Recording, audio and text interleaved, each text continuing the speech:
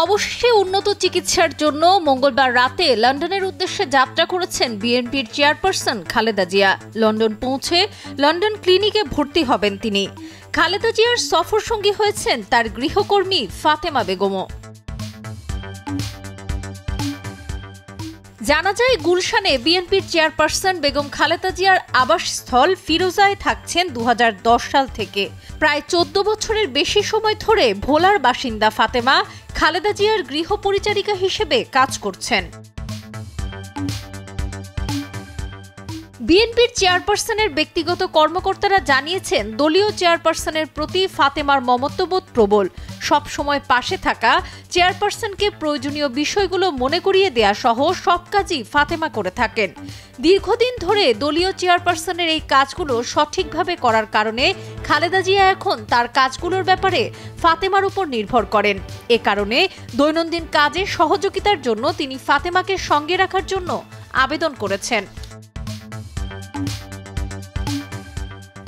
42 বছর বয়সী ফাতেমা বেগম খালেদা জিয়ার ব্যক্তিগত কাজগুলো করেন।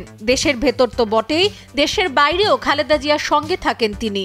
এমনকি বিএনপি চেয়ারপারসন বেগম খালেদা জিয়ার সঙ্গে তার গৃহ পরিচারিকা ফাতেমা আদালতের অনুমতি নিয়ে কারাগারেও ছিলেন। 2018 সালের 8 ফেব্রুয়ারি খালেদা জিয়ার সাজা হয়।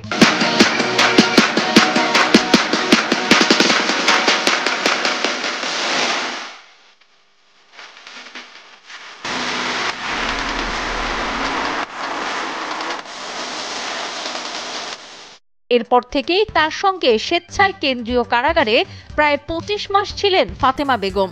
পরে সব মিলিয়ে দীর্ঘ 774 দিন খালেদা জিয়াকে সঙ্গ দিয়েছেন তিনি।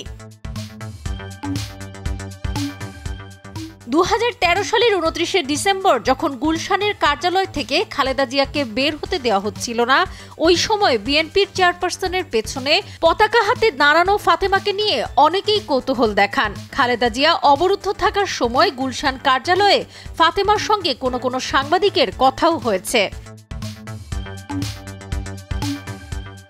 ফাতেমা মা বাবার সঙ্গে ঢাকার শাহজাহানপুরে থাকতেন। এখন তার মা বাবা ও এক ছেলে শাহজাহানপুর এলাকাতেই থাকেন। খুবই স্বল্পভাষী ফাতেমা সর্বশেষ সাংবাদিকদের জানিয়েছেন, বিএনপির চেয়ারপারসনের সঙ্গে তিনি অনেক দেশে গেছেন।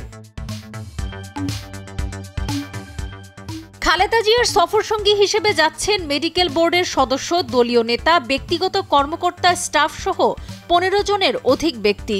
এছাড়া কাতারের আমিরের পাঠানো বিশেষ এয়ার অ্যাম্বুলেন্সে রাজকীয় কাতারের 4 জন চিকিৎসক এবং প্যারামেডিক্স ও ঢাকা থেকে খালেদা জিয়ার মেডিকেল বোর্ডের 6 জন সদস্য। সাবরিনা কাজী, কালের কণ্ঠ।